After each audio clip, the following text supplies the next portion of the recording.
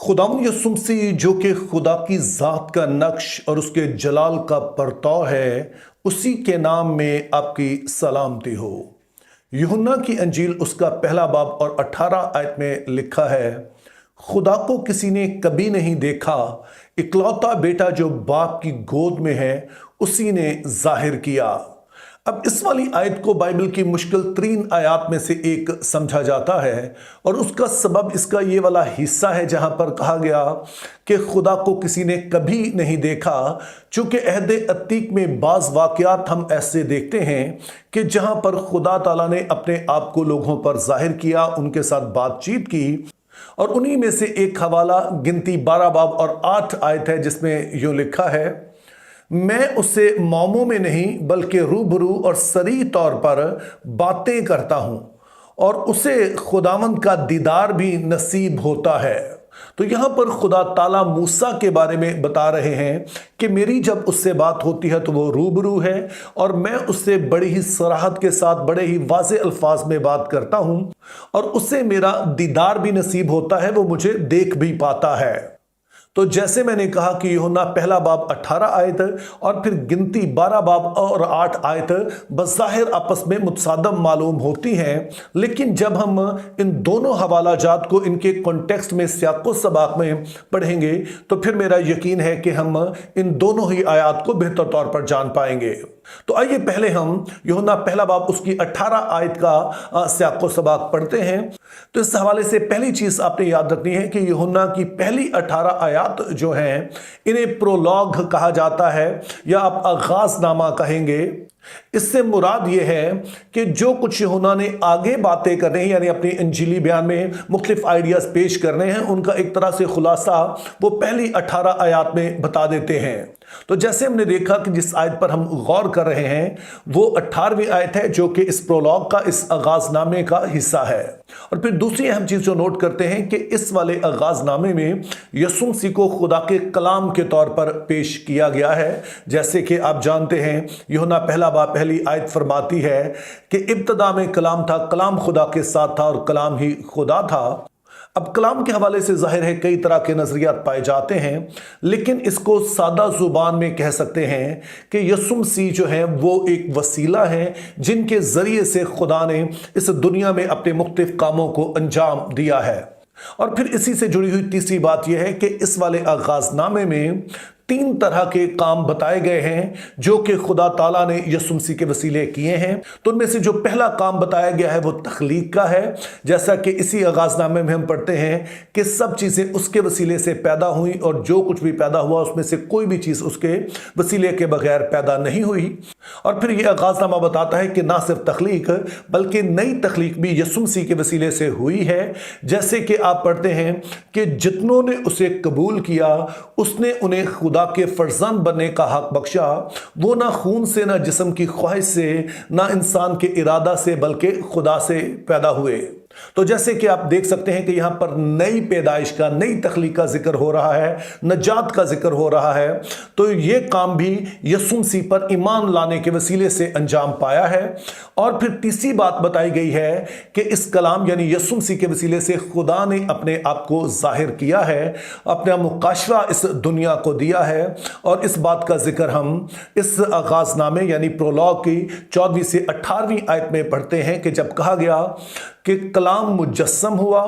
और हमारे दरमियान रहा और हमने उसका ऐसा जलाल देखा जैसे बाप के इकलौते का जलाल। और फिर हम 16वीं आयत में पढ़ते हैं, क्योंकि उसकी मामूरी में से हम सब ने पाया, यानी फजल पर फजल, क्योंकि शरीयत तो मूसा की मार्फत दी गई लेकिन फजल और सच्चाई मसीह की मार्फत पहुंचे। खुदा को किसी ने कभी नहीं देखा, इकलौता बेटा जो बाप की गोद में है उसी ने जाहिर किया। अब इन 4 आयत में हमें 3 दिलचस्प बातें बताई गई हैं। पहले नंबर पर हमें बताया गया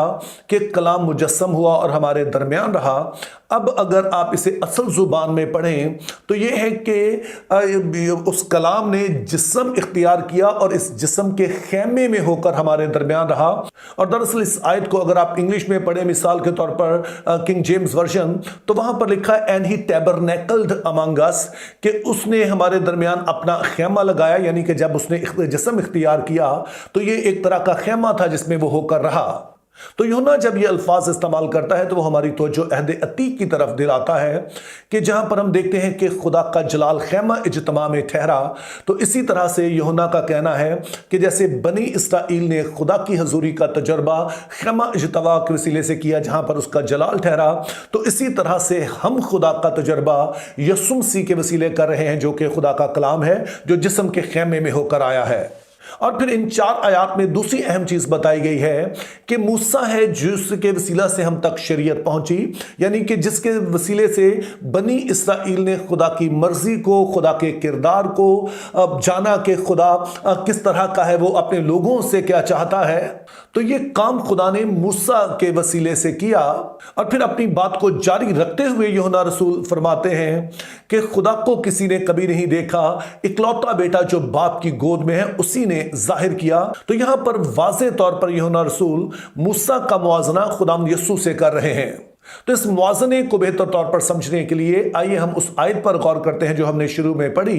यानी कि गिनती 12 बाब उसकी 8 आयत। यहाँ पर खुदा ताला मूसा के बारे में कहते हैं कि मेरी उससे रूबरू बात होती है, उसे मेरा दीदार नसीब होता है। तो अब इस वाली आयत को भी हम पूरी तरह से उसी वक्त समझेंगे कि जब हम इस पूरे वाक्य को पढ़ेंगे। तो अब जानते हैं कि खुदा ताला ने मूसा को 10 अहकाम दिए और खुदा ने उसे पहाड़ पर बुलाया और वहां पर ये अहकाम जो है उसके सुपुर्द किए। लेकिन अभी जब मूसा पहाड़ पर ही है तो पता चलता है कि नीचे लोगों ने बछड़ा बना लिया, और मूसा जब पहाड़ से आता है तो वो नाराजगी के साथ वो लोहे भी तोड़ देता है। लेकिन उसके बाद वो खुदा से दरख्वास्त करता है कि इन लोगों की जान बख्शी की जाए, और फिर जब खुदा इस बात के लिए राजी हो जाता है तो वो खुदा से दरख्वास्त करता है कि खुदा मुझे तेरा दीदार चाहिए, जिसके जवाब में खुदा ताला वो मशहूर बात कहते हैं कि तू मेरा चेहरा नहीं देख सकता है लेकिन तू मुझे पीछे से देख सकेगा, जिसका मतलब ये है कि तू मेरा पूरे का पूरा जलाल नहीं दे सकता है। हाँ, मैं थोड़ी सी झलक तुझे दिखा दूंगा, जितना सा तूने मुझे पहले देखा है, जितना सा जलाल तूने पहले देखा उससे ज्यादा जलाल दिखा दूंगा, लेकिन बहरहाल मैं तुझे पूरा जलाल नहीं दिखा सकता हूं, चूंकि इंसान के लिए पॉसिबल नहीं है कि इस वाले जिस्म में वो खुदा को पूरी तरह से देख सके, उस तरह से देख सके जैसा कि वो है। अब इस वाली बात को सामने रखकर हम गिनती 12 बाब 8 आयत को समझ सकते हैं कि अगरचे कि मूसा की खुदा से रूबरू बात होती है और वो खुदा को देख भी पाता है, लेकिन वो सिर्फ खुदा का जुज़वी जलाल देखता है, चूंकि खुदा ताला पहले ही बता चुके हैं कि कोई भी इंसान उनको असल हालत में देखकर, जिस तरह का खुदा असल में जलाल रखता है, उसको देखकर जिंदा नहीं रह सकता है। तो जाहिर है ये बात बाद के वाकयात के लिए भी सच है कि खुदा ताला अगरचे कि उससे बातचीत करते हैं खैमा इज्तिमा में, लेकिन ये समझे कि बहुत हल्का सा जलाल है, ये उस तरह का जलाल नहीं है जिसमें खुदा हकीकत में रहता है। तो अब अगर मूसा के बारे में ये बात सच है कि उन्होंने सिर्फ खुदा का जुज़वी तजर्बा किया, उन्होंने खुदा को पूरी तरह से नहीं देखा, तो जाहिर है फिर बाकी लोगों ने तो इससे भी कम खुदा का तजर्बा किया। जैसे कि मुकद्दस अब्राहम को देखते हैं कि अगरचे खुदा उनके साथ हम कलाम होता है, लेकिन शायद ज्यादातर तो वो रोया में ही हुआ। और एक जहां पर वाज़े तौर पर हमें बताया गया कि खुदा ताला जो है वो उससे बातचीत करते हैं, तो उस वक्त वो इंसानी रूप में आते हैं, जिसको हम एंथ्रोमॉर्फिज्म कहते हैं कि खुदा जब इंसानी रूप धार कर आता है तो वो भी उसे जुज़वी तौर पर देखता है, जुज़वी तौर पर खुदा का तजर्बा करता है। तो यूं जब इन दोनों आयात यानी यूहन्ना पहला बाब 18 आयत और गिनती 12 बाब 8 आयत, इन दोनों के कॉन्टेक्स्ट को सामने रखकर हम यूहन्ना की बात पर गौर करते हैं, तो यूहन्ना रसूल फरमा ये रहे हैं कि खुदा को किसी ने कभी उस तरह से नहीं देखा है जिस तरह के खुदा असल में है। लोगों ने अगर तजर्बा किया भी तो ये जुज़वी तौर पर तजर्बा था, लेकिन यीशु मसीह खुदा बाप को इसलिए पूरी तरह से जाहिर कर सकते हैं चूंकि वो बाप की गोद में है, जो इस तरफ इशारा है कि उन दोनों के दरमियान यानी बाप और बेटे के दरमियान एक बड़ा ही करीबी ताल्लुक है। या फिर इस आगाजनामे के शुरू के अल्फाज पर गौर करते हुए हम कहें कि जिस तरह से किसी शख्स का कलाम उसके अंदर होता है, उसकी जात का हिस्सा होता है, तो इसी तरह से यीशु मसीह भी जाते इलाही का हिस्सा है और इसीलिए वो बेहतर तौर पर खुदा को जाहिर कर सकते हैं। अगरचे कि मूसा ने भी जाहिर किया और नबियों ने भी जाहिर किया,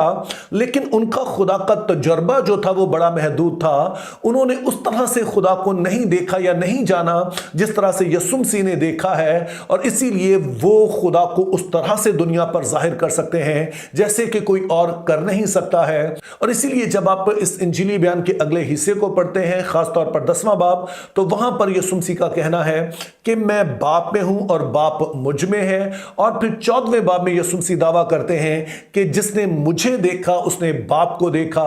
चूंकि ना सिर्फ इसलिए कि हमारा करीबी रिश्ता है बल्कि हमारी जात भी एक है, और इस तरह से जो कुछ मैं करता हूं वो दरअसल ऐसा ही है जैसे बाप कर रहा हो। और जाहिर है इससे बेहतर खुदा का मुकाशफा दिया नहीं जा सकता है।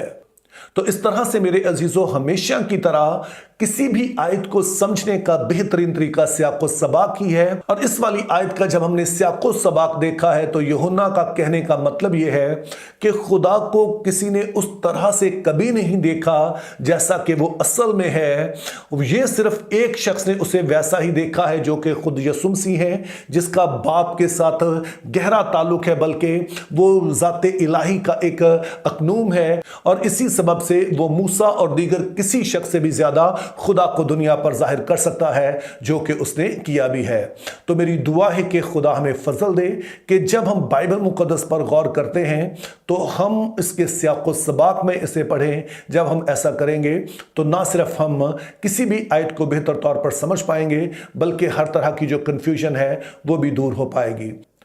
Think biblically, live purposefully, have a very good day.